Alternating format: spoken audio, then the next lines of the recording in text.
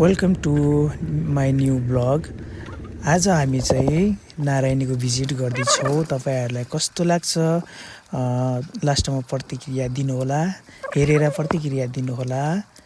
हामी चाहिँ अहिले नारायणीको किनारमा आइसकेका छौँ है। नारायणको किनार यस्तो छ। आइए आइए आइए आइए आइए, ये वही है जो यति बवाल छ, यति राम्रो छ नारायणी।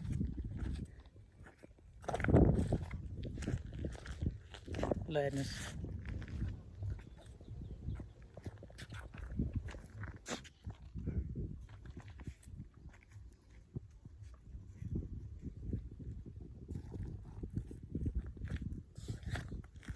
हामी चाहिँ एकछिनमा नारायणीको किनार हुँदै भ्यू टावर जान्छौँ र तपाईँहरूलाई नारायणीको किनार हुँदै भ्यू टावर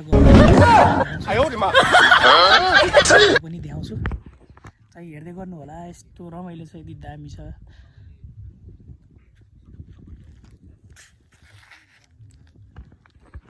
उता चाहिँ मेरो साथी चाहिँ आउँदै हुनुहुन्छ उताबाट।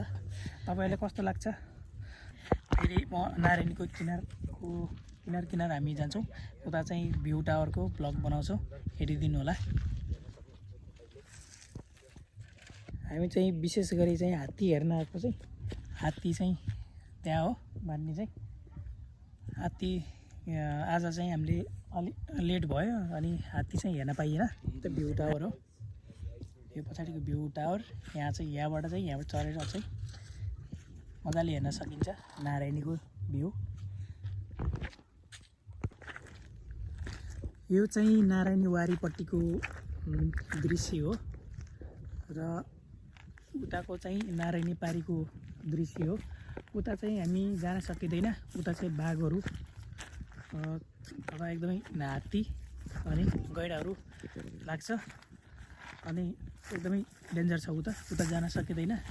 यो चाहिँ हामी यता वारीबाट मात्र चाहिँ यो भिडियो बनाउन सकिन्छ, देखाउन सकिन्छ।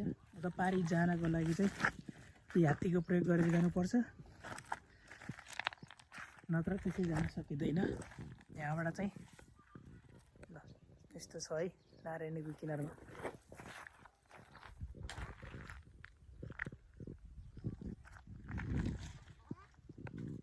यहाँ चाहिँ एकदमै डेन्जर जनावरहरू पाइन्छ, अजिङ्गर नि पाइन्छ यतातिर। यता चाहिँ यो चाहिँ नारायणीको किनारमा मात्र बसेर, यताको वारीपट्टिको नारायणीको किनारमा बसेर हेर्न सकिन्छ।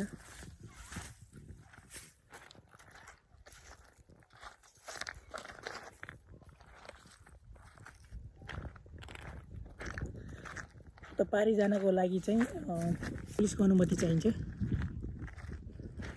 उता चाहिँ अलिकति डेन्जरै छ, बाटो पनि छैन उता जानको लागि। हामी चाहिँ अब यो किनार हुँदै भ्यू टावर जान्छौँ, हेर्नु होला है त।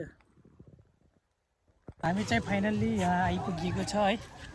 के भन्छ भ्यू टावर होइन, भ्यू टावर आइएछ हामी। हेर्नुहोस् है भ्यू टावरको यति रमाइलो छ।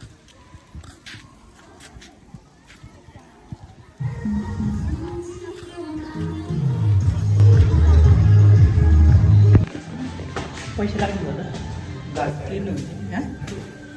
लाग्दैन?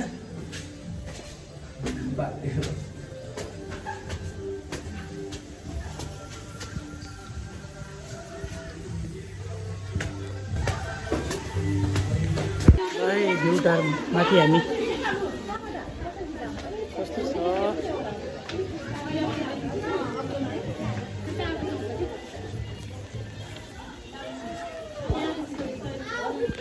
भ्यू टावर माथिको यो दृश्य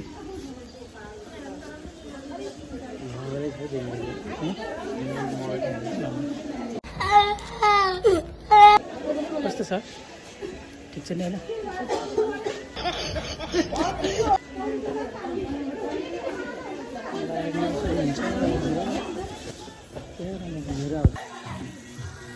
ल आजको लागि मेरो ब्लग यति नै हो। तपाईँहरूले हेरिदिनु भएकोमा धेरै धेरै धन्यवाद। Thank you.